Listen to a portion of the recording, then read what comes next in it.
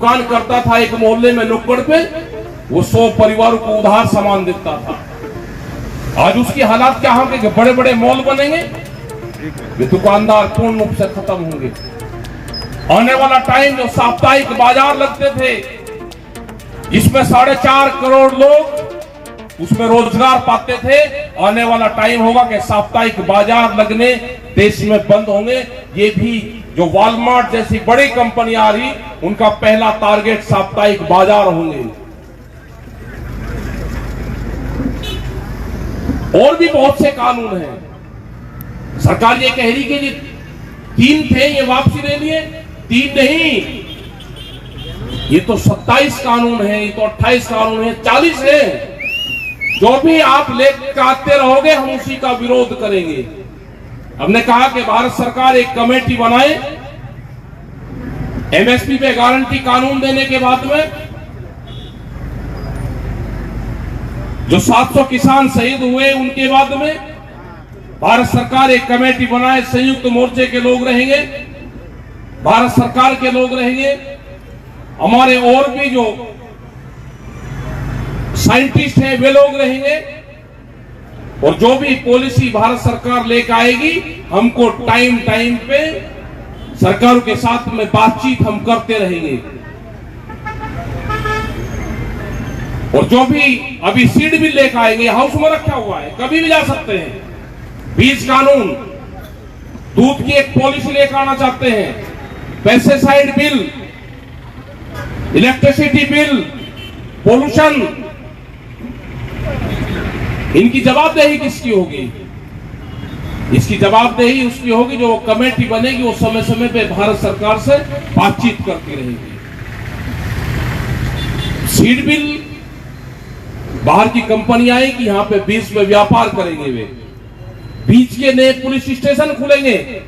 किस किसान ने अपने खेत में कौन सा बीज बोया, उसकी इंक्वायरी करेंगे वे। अगर किसान सही जवाब नहीं दे पाएगा तो सजा और जुर्माना दोनों है। तो ये बहुत से कानून और लाइन में हैं, पाइपलाइन में लगे हुए हैं, क्योंकि पार्लियामेंट में बोलने वाले लोग नहीं हैं। पार्लियामेंट को दूसरे मुद्दों पर उलझाया जाता है।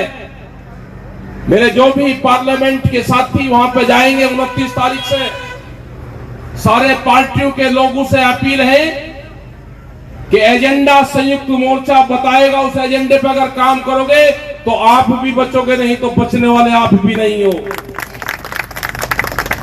आपको उलझाने का काम करेंगे, कुछ लोगों को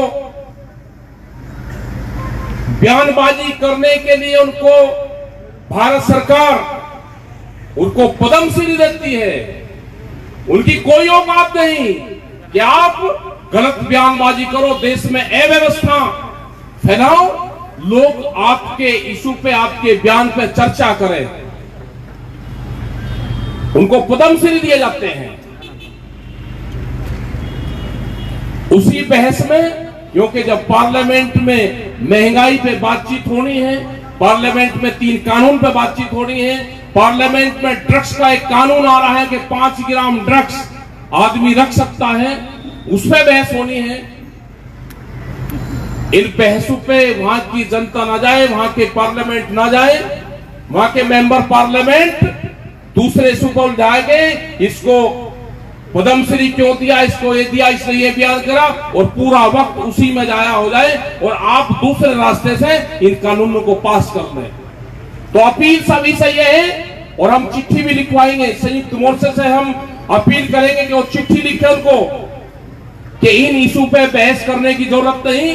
बहस जो देश में इशू है, जो किसान आंदोलन है, बहस जो महंगाई है, जो देश के हित में है, उस पर बहस कर जाए। इन सब चीजों को खारिज पहले दिन ही कर देना चाहिए, बिना वजह नहीं बहस करनी चाहिए। ये सारे हमारे इशू रहेंगे, और संयुक्त मोर्चे में कोई भी टूट फूट नहीं है। न ये अफवाह चला रहे कि संयुक्त मोर्चा इसके बाद में बीजेपी को सपोर्ट करेगा, ये अफवाहें चला रहे हैं लोग। कोई सपोर्ट नहीं करेगा, गलतफहमी में मत रहना। यह जनता है, सब जानती है। किसी के कहने से अगर संयुक्त मोर्चे का एक आदमी कोई सपोर्ट करने लगे, वो चुनाव में जाने लगे, उसके कहने से संयुक्त मोर्चा वहां चला जाएगा, ये गलत फहमी में है, कहीं कहीं नहीं जाता। ये संयुक्त मोर्चा देश के लिए बना और संयुक्त मोर्चे को देश के लिए ही बना रहना चाहिए। और भी लड़ाइयां बहुत लड़ी जाएगी। एक विश्वास देश की जनता को हुआ, यहां के उन बेरोजगार लोगों को हुआ, जो बच्चे 14 करोड़ लोग जो बेरोजगार हुए, जो प्रधानमंत्री ने कहा था कि 2 करोड़ नौकरियां हर साल देंगे, यह आंदोलन उनका है, यह आंदोलन आदिवासियों का है, यह आंदोलन भूमिहीन किसानों का है, यह आंदोलन देश के हर उस बासिंदे का है जिस पे अत्याचार होता हो। यह संयुक्त मोर्चा वो सारी लड़ाइयां लड़ेगा। यह स्थापित हो चुका है देश में, इसको पब्लिकली मान्यता मिल चुकी है और संयुक्त मोर्चे के हमारे लीडर पूरे देश भर में जाएंगे। जहां पे भी कोई बुलाएगा उसको, किसी झंडे से कोई ऐतराज किसी को नहीं। ये रंग बिरंगे झंडे ही देश की पहचान बनेंगे, यही आने वाली क्रांति की पहचान बनेंगे। आप इन झंडे को लगाते रहो, किसी को कोई ऐतराज अब नहीं। अब सुंदर लगते हैं, रंग बिरंगे झंडे सुंदर लगते हैं। हमें एक चीज और आपको जरूर कह देना चाहिए, क्योंकि हैदराबाद तेलंगाना में आए, एक आपके यहां का बेलगाम नात वाला सांड जो आपने छोड़ दिया, बीजेपी की मदद करता घूम रहा है, उसको यहीं बांध कर रखो। वो देश में सबसे बड़ी बीजेपी की मदद करता है, उसको यहां से बाहर मत जाने दो।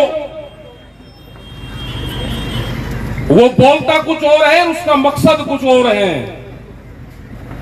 उसकी जांच कर लेना, उसको बांध कर यहीं रखो, उसको हैदराबाद और तेलंगाना से बाहर मत जाने दो। वो वहां पर जाएगा तो बीजेपी की मदद करता है, ये पूरे देश को पता है। उनको बांध कर रखो, यहां बेलगाम सांड है, ध्यान कुछ और देगा। वो तोड़ फोड़ के काम करते हैं, ए और बी टीम है दोनों, सब देश की जनता जानती है उनको। तो आप ये आंदोलन चलता रहेगा। यहां की सरकार से भी हमारा ये कि 3-3 लाख रुपए की उन्होंने घोषणा की। बहुत लोग कहते हैं कि यहां के किसानों को भी मदद होनी चाहिए थी। वे जो दिल्ली में किसान शहीद हुए हैं, वो एमएसपी देश के लिए भारत सरकार से लड़ते हुए शहीद हुए। वो यहां के किसान के लिए भी शहीद हुए। तो पूरे देश की सरकारों की जिम्मेदारी है कि उनके परिवारों की मदद की जाए। वो पूरे देश के किसान थे, वो खाली पंजाब, हरियाणा, राजस्थान, उत्तर प्रदेश, उत्तराखंड के नहीं थे। उनकी मदद हमको पूरे देश के किसान को, पूरे देश की सरकारों को, जहां जहां पे भी जिसकी सरकारें हैं, उन सबको, उन परिवारों की मदद करनी चाहिए। बहुत बुरी स्थिति है बहुत परिवारों की। 750 से ज्यादा किसान शहीद हुए वहां पे। जब उनके परिवारों के बीच में जाते हैं तो हम तो 1 साल से घर नहीं गए 26 तारीख के बाद में। हम 26 तारीख को सुबह ही वहां से 10:30-11 बजे निकले आए थे, लेकिन हम तो उम्मीद है कि कभी न कभी जा सकते हैं। लेकिन वे बहुत लोग जो आए थे आंदोलन में, उनको जाना था कि हम भी वापसी जाएंगे, वे कभी अपने घर वापसी नहीं जाएंगे। तो यह आंदोलन उनके लिए है। इस आंदोलन का कोई लीडर नहीं है।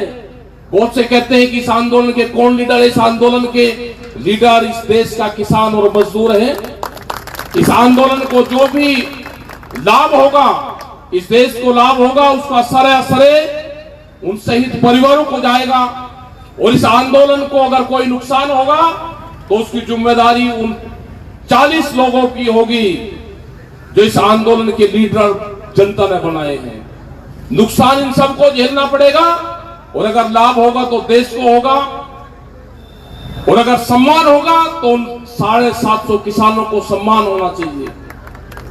तो आपने बात को सुना, यहां पे हम आए, भाषा के अभी बड़ी प्रॉब्लम है, लेकिन भाव सबका एक है।